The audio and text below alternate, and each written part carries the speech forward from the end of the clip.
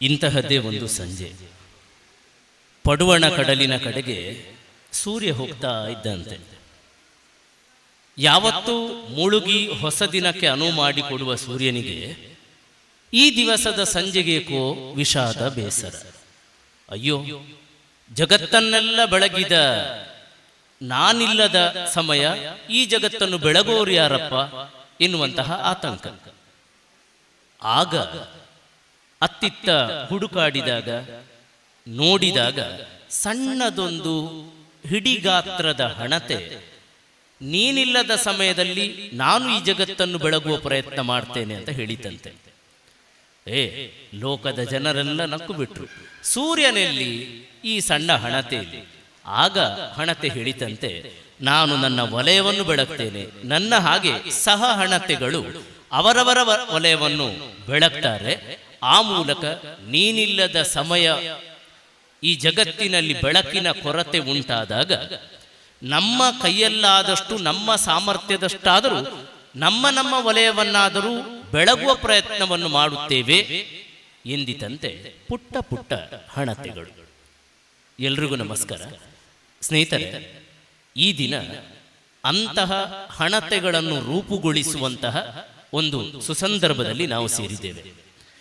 ಒಂದು ವಿದ್ಯಾಸಂಸ್ಥೆ ಶಿಕ್ಷಣವನ್ನು ತಮ್ಮ ವಲಯದಲ್ಲಿ ವಿಸ್ತರಿಸುವಂಥ ಪ್ರಯತ್ನ ಮಾಡುವುದು ಹಣತೆಯೊಂದು ಬೆಳಕನ್ನು ಪ್ರಸರಿಸುವ ಕೆಲಸ ಮಾಡುವಷ್ಟೇ ಆದರ್ಶ ಮತ್ತು ಒಳ್ಳೆಯ ರೂಪಕ. ಒಂದರ್ಥದಲ್ಲಿ ಬದುಕಿನ ಶೈಕ್ಷಣಿಕ ಪ್ರಯಾಣದ ಯಾವುದೋ ಹಂತಕ್ಕೆ ನಾನು ಸೋತಿದ್ದೇನೆ ಎಂದೆಣಿಸುವಾಗ ಭರವಸೆಯ ಆಶಾವಾದವನ್ನು ಭದ್ರಗೊಳಿಸುವುದು ಇಂತಹ ಟ್ಯುಟೋರಿಯಲ್ ಸೆಂಟರ್. ನಮ್ಗೆ ಗೊತ್ತಿದೆ, SSLCಯೋ ಆ ಹಿಂದಿನ ತರಗತಿಯೋ PUCಯೋ ನಂತರದ ಪದವಿ ಅಧ್ಯಯನದ ಸಂದರ್ಭದಲ್ಲೂ ಎಲ್ಲೋ ಒಂದು ಕಡೆ ನಮ್ಮ ತಪ್ಪಿನಿಂದಾಗಿಯೋ ಮನೆಯವರ ತಪ್ಪಿನಿಂದಾಗಿಯೋ ಅಥವಾ ಆ ಕಾಲದ ಏರುಪೇರು ತರತಮತೆಯಿಂದಾಗಿಯೋ ಸೋತಾಗ, ಫೇಲ್, ಅನುತೀರ್ಣ ಆದಾಗ ನಮಗೆ ಯಾರಪ್ಪ ಮುಂದಿನ ಬದುಕನ್ನು ತೋರಿಸುವವರು ಎನ್ನುವಂಥ ಪ್ರಶ್ನೆ ಎದುರಾಗ್ತದೆ. ಸರ್ವೇ ಸಾಮಾನ್ಯವಾಗಿ ನಮ್ಗೆ ಗೊತ್ತಿದೆ, ಅತ್ತ ಬದುಕಿನ ಸಂಬಂಧಗಳಿಂದ ಬಹಳ ದೂರವಾಗಿ ಬಂದಿರುವಂತಹ ಇಂದಿನ ವಿದ್ಯಾರ್ಥಿಗಳಿಗೆ ಆಗ ದಿಕ್ಕು ತೋಚದಂತಹ ಒಂದು ವಿಭ್ರಮತೆಯೇ ಕಾಡ್ತದೆ. ಒಂದು ಮಗು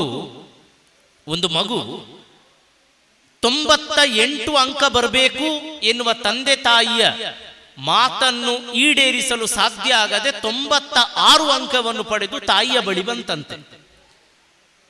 ತಾಯಿ ಹೇಳ್ತಾರೆ, ಏತ್ ದೆಪ್ಪೆರ ಪಂಡಿನಿ ಇದೆತ್ತಿನ ಎತ್ತು ಮಾರ್ಕ ಸೊನ್ಪತ್ತೆನ್ ಮತ ಸೊನ್ಪತ್ತ ಆಜಿ ಎಂಚದೆತ್ತ ಇನಿ ನಿಕ್ಕು ನುಪ್ಪು ಬಾಡು ಜಿಪ್ಪೋ ನಡಪ್ಪು ಮುಳ್ತು ಅಂತ. ಆ ಮಗು ದಿಕ್ಕು ತೋಚದ ಮೆಲ್ಲ ತಂದೆ ಕಡೆಗೆ ಬಂದು ತನ್ನ ಅಳಲನ್ನು ಹೇಳ್ತದೆ. ತಂದೆ ಹೇಳ್ತಾರೆ, ಅತ್ತು ಮಾರೆ ಎಂಕಲ್ ಮೂಲ ಇತ್ತು ಬಂಗ ಬತ್ತದ ಫೀಸ್ ಕಟ್ಟು ನೀ ಈ ನಿಕ್ಕು ಬೋಡಿತಿನ ಮಾರ್ಕ್ ಒಂದು ಬರ್ಪು ಅವನ ಈಯೇ ಫೀಸ್ ಕಟ್ಟಪ್ಪ, ನಾನು ನಿಕ್ಕು ಫೀಸ್ ಎಲ್ಲ ಕಟ್ಟದಾಲಿ ನಡಪ್ಪ ಎಂಬುದಾಗಿ ಹೇಳಿದಾಗ ಸರ್ವೇ ಸಾಮಾನ್ಯವಾಗಿ ಆ ಮಗುವಿಗೆ ದಾರಿದೀಪವಾಗಿ ಕಾಣಿಸಿಕೊಳ್ಳುವುದು ಇಂತಹ ಕೋಚಿಂಗ್ ಸೆಂಟರ್. ಅದು ಇನ್ನು ಬದುಕೇ ಇಲ್ಲ, ಭವಿಷ್ಯವೇ ಇಲ್ಲ ಎನ್ನುವ ನಿರಾಶವಾದದ ಸಂದರ್ಭದಲ್ಲಿ ಎಲ್ಲೋ ಬೆಳಗ್ತಿರುವಂತಹ ಒಂದು ಪ್ರಜ್ವಲಿತ ಜ್ಯೋತಿ. ನಮ್ಮಲ್ಲಿ ಇವತ್ತು ಸಂಬಂಧಗಳ ಆಪ್ತತೆ ಬಹಳ ಕಡಿಮೆ.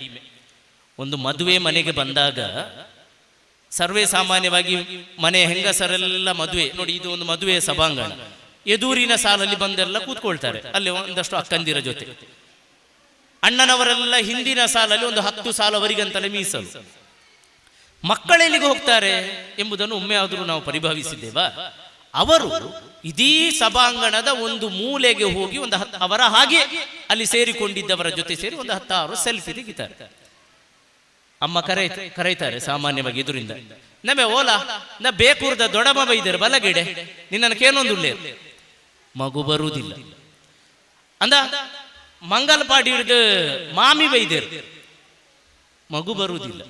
ತಂದೆ ಕರೆತಾರೆ ಅಂದ್ರೆ ಚಿಕ್ಕಪ್ಪ ನಿನ್ನೆ ಕಾಡ್ದಿನ ಚಿಕ್ಕನೊಂದು ಈ ಓಲಿತ್ತ ಮಾರೆ ಮಗು ಬರುವುದಿಲ್ಲ.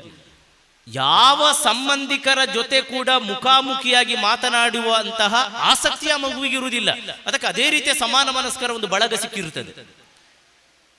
ಮತ್ತು ವೇದಿಕೆಗೆ ವಿಶಿಂಗಿಗೆ ಕರೆಯುವಾಗ ಕೂಡ ಮಗು ಬರುವುದಿಲ್ಲ, ಊಟಕ್ಕೆ ಕರೆಯದೆ ಹೋಗ್ತದೆ, ಅದು ಬೇರೆ ಮಾತು. ಆ ಮಗು ಯಾರೊಡನೆಯೂ ಮಾತನಾಡದೆ ಮದುವೆಯ ಸಮಾರಂಭವನ್ನು ಮುಗಿಸಿ ನಿಧಾನಕ್ಕೆ ಆ ಮಗು ಹೋಗೋದಕ್ಕಿಂತ ಮೊದಲು ಆ ಸೆಲ್ಫಿ ಊರಿಡಿ ತಿರುಗಾಡಿಕೊಂಡಿರ್ತದೆ. ಅಂದರೆ ಈ ಸಂದರ್ಭದಲ್ಲಿ ನಾವು ಗಮನಿಸಬೇಕೇನೆಂದರೆ, ಇದು ಸರ್ವೇ ಸಾಮಾನ್ಯವಾಗಿ ಮದುವೆಯ ಹಾಲಲ್ಲಿ ನೋಡ್ಲಿಕ್ಕೆ ಸಿಗುವಂತಹ ನೋಟ. ಮಕ್ಕಳಿಗೆ ಬೇಕೂರಿನ ಚಿಕ್ಕಮ್ಮ, ಮಂಗಲಪಾಡಿಯ ಬಾಮಿ, ಚೇಳೂರಿನವರು, ಮಂಗಳೂರಿನವರು, ಪಣಂಬೂರಿನವರು, ಪಾಣೇರಿನವರು ಎಂಬ ಸಂಬಂಧಗಳ ಪರಿಚಯ ಇಲ್ಲದಿದ್ದಾಗ ನನ್ನ ಜಗತ್ತು ಮನೆ, ಟ್ಯೂಷನ್ ಕ್ಲಾಸ್, ಕಾಲೇಜ್, ತಂದೆ ತಾಯಿ, ಇಂತಹ ಸಂಕುಚಿತ ಮನೋಭಾವ ಬಂದಿರ್ತದೆ. ಯಾವಾಗ 98 ಅಂಕ ಬರಲಿಲ್ಲ ಅಂತ ತಾಯಿ ಹೋಗು ನಡಪು ಮುಳ್ತು ಅಂತ ಹೇಳ್ತಾರೋ, ತಂದೆ ಇನ್ನು ಫೀಸೇ ಕಟ್ಟುವುದಿಲ್ಲ ಅಂತ ಹೇಳ್ತಾರೋ, ಆಗ ಆ ಮಗುವಿಗೆ ಭರವಸೆಯಾಗಿ ನೆನಪಾಗಬೇಕಾಗಿದ್ದದ್ದು ಯಾರು? ಇದೇ ಮದುವೆ ಹಾಲಲ್ಲಿ ಪರಿಚಯಿಸಿಕೊಟ್ಟಂತಹ ಮಾಮಿ, ಚಿಕ್ಕಮ್ಮ, ಮದುವೆ ಸಂಬಂಧ ಇವುಗಳು. ಮನೆಯ ಪ್ರಪಂಚ ಅಲ್ಲದೆ ಹೊರಗಿನ ಜಗತ್ತೇ ಇಲ್ಲ ಎನ್ನುವ ಅರ್ಥದಲ್ಲಿ ಬರೀ ಬಾವಿಯೊಳಗಿನ ಕಪ್ಪೆ ರೀತಿಯಲ್ಲಿ ಬದುಕ್ತಾ ಇರುವಂತ ಇವತ್ತಿನ ಮಕ್ಕಳಿಗೆ ಸಂಬಂಧಗಳ ಬೆಲೆ ಗೊತ್ತಾಗಬೇಕು. ಸಂಬಂಧಗಳ ಬೆಲೆ ಗೊತ್ತಾಗಬೇಕಿದ್ರೆ ತಂದೆಯ ಹೆಸರಿನಲ್ಲೇ ಅವರ ಆದರ್ಶಗಳ ಮುಂದುವರಿಕೆಯ ರೀತಿಯಲ್ಲಿ ಇಂತಹ ಶೈಕ್ಷಣಿಕ ಸಂಸ್ಥೆಯನ್ನು ಕಟ್ಟಿಕೊಂಡು ಬೆಳೆಸ್ತಾರಲ್ಲ, ಅಂತಹ ವರದಣ್ಣನ ವರದ ಫಲವಾಗಿರುವಂತಹ ಗುಣಗಳು ನಮಗೆ ಆದರ್ಶ ಆಗಬೇಕು. ಅದಕ್ಕೋಸ್ಕರ ಜೋರಾದ ಚಪ್ಪಾಳೆಯ ಮೂಲಕ ವರದಣ್ಣನ ಈ ಪ್ರಯತ್ನಕ್ಕೆ ಒಂದು ಶ್ಲಾಘನೆಯನ್ನು ನಾವು ವ್ಯಕ್ತಪಡಿಸಬೇಕು. ಸ್ನೇಹಿತರೆ, ನನಗೆ ಗೊತ್ತಿದೆ, ನನ್ನ ಮಾತಾಗುವಾಗಲೂ ಅಲ್ಲಿ ಹಿಂದೆ ಕೂತವರು ಅನೇಕರು ಮೊಬೈಲಲ್ಲಿ ತಲ್ಲೀನರಾಗಿದ್ದಾರೆ. ಕಾಲದ ಧರ್ಮ, ಯಾರನ್ನು ದೂರಿ ಪ್ರಯೋಜನ ಇಲ್ಲ. ಎಲ್ಲಾ ಕಡೆಯೂ ಹೀಗೆ. ಬಹುಶಃ ನಮ್ಮ ಕಾಲೇಜಲ್ಲಿ ಇದು ಬೇಕಾಬಿಟ್ಟಿಯಾಗಿ ನಾನು ನೋಡಿಯಾಗಿದೆ. ಇವತ್ತಿನ ವಿದ್ಯಾರ್ಥಿಗಳ ಬದುಕು ನಡೆಯುವ ಆ ದಾರಿಯ ಪಥ ಇದೆಯಲ್ಲ, ಏಕೋ ಆತಂಕ ಹುಟ್ಟಿಸುತ್ತಿದೆಯೇನೋ ಅಂತ ನಮಗೆ ಅನಿಸುವುದಿದೆ. ಕಾರಣ, ಸಂಬಂಧಗಳಿಗೆ, ವ್ಯಕ್ತಿಗಳಿಗೆ ಸಾಮಾಜಿಕವಾಗಿ ಇಲ್ಲದ ಬೆಲೆ ಕೈಯೊಳಗಿನ ಮೊಬೈಲ್ ವಶಪಡಿಸಿಕೊಂಡಿದೆ. ಇವರು ಮೊಬೈಲನ್ನು ಆಳಬೇಕಿತ್ತು, ಮೊಬೈಲೇ ಇವರನ್ನು ಆಳುವಷ್ಟರ ಮಟ್ಟಿಗೆ ಬದುಕೆ ಹಾಳುವಾಗಿ ಹೋಗಿದೆ.